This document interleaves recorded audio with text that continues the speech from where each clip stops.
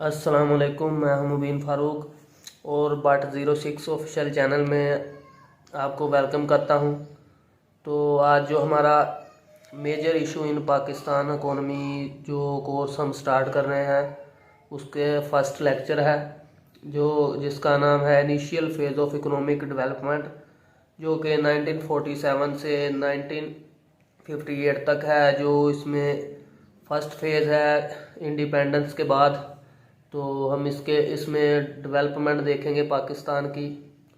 तो जिस भाई ने सबसे पहले हमारा चैनल सब्सक्राइब नहीं किया बाट 06 ऑफिशियल को सब्सक्राइब कर ले और वीडियो पसंद आने की सूरत में शेयर करे, लाइक करे, कमेंट करे और इस चैनल को सब्सक्राइब करें और वीडियो को ज़्यादा से ज़्यादा शेयर करें ताकि और लोग भी नॉलेज से फ़ायदा उठा सकें।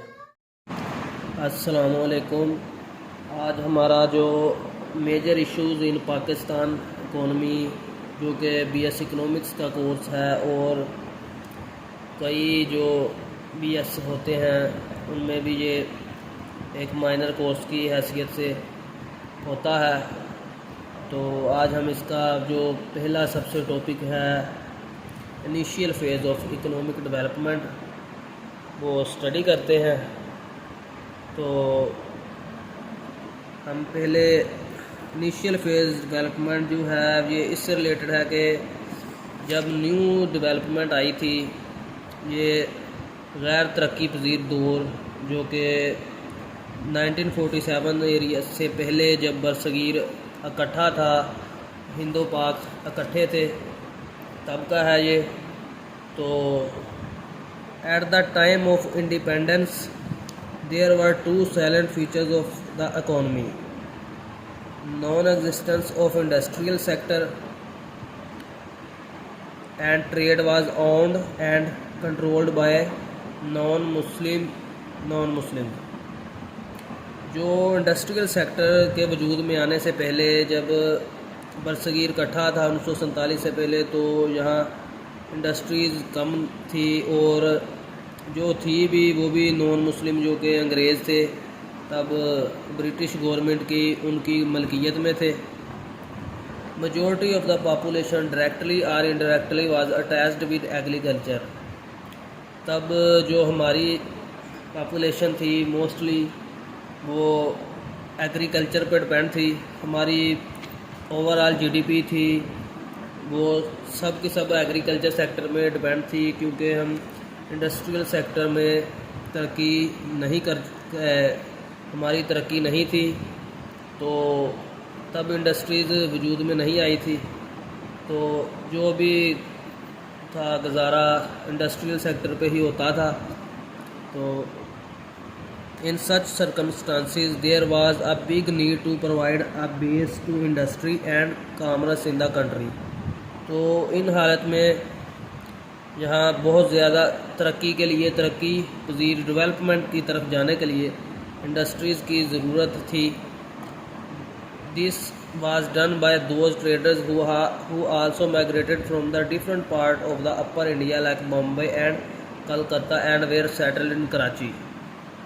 तो तब ये जो बहुत बड़े बिजनेसमैन थे वहाँ के, उन्होंने जो मेन शहरों में रहते थे बम्बई, कलकत्ता एंड पाकिस्तान के मौजूदा शहर कराची में, तो इन्होंने आगाज़ किया इंडस्ट्रियल सेक्टर में रकम लगाने का। It was doubt that the foreign trade sector would pay an important role in the development of the country. इनका ख्याल था कि फॉरेन ट्रेड जो होती है तो उसमें इंडस्ट्रियल सेक्टर बहुत अच्छा किरदार अदा करता है बानिस्बत इंडस्ट्रियल सेक्टर के, बानिस्बत एग्रीकल्चर सेक्टर के। तो being agriculture in nature we exported the bulk amount of jute particularly during the Korean boom. At that time government adopted a very liberal attitude in connection with imports. तो फिर ऐसे industrial sector जिसमें होती है तो उसमें ज़्यादातर चीज़ें बाहर एक्सपोर्ट कंट्रीज़ करती है, तो GDP में बहुत ज़्यादा इजाफा होता है।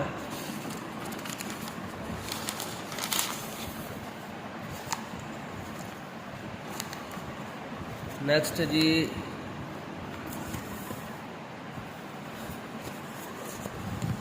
The investor and traders earned abnormally high profits. जो इंडस्ट्रियल सेक्टर्स पे अपना पैसा लगाते हैं तो उन्हें प्रॉफिट हाई मिलते हैं as compare to agriculture sector. As professor Papanek writes, professor Papanek कहते हैं the rate of profit on industrial investment was so high than investor was in the position to meet the amount equal to his investment in the period of 1 or 2 years. In such period there were political disturbance in the country but the industrial investment went on rising. ये कहते हैं कि जैसे कोई भी सूरत हाल नागहानी जैसा कि flood वगैरह आने से तो ये हमारा एग्रीकल्चर सेक्टर्स को तो प्रॉब्लम पेश आते हैं, लेकिन जो इंडस्ट्रियल सेक्टर्स हैं उन्हें ऐसी चीज़ों से कोई प्रॉब्लम नहीं आती। वो तरक्की का ज़्यादा चांस होते हैं इंडस्ट्रियल सेक्टर में। On the other hand the agriculture sector remained neglected. It was not commercialised remained prey to reduced output because of the use of low quality seeds, reduced facilities of irrigation, fertilizer and inadequate extension services. These were reduced incentives for agriculture. There were country-wide rains and the flood, and there were imposition of export duties and price control on the export from Pakistan.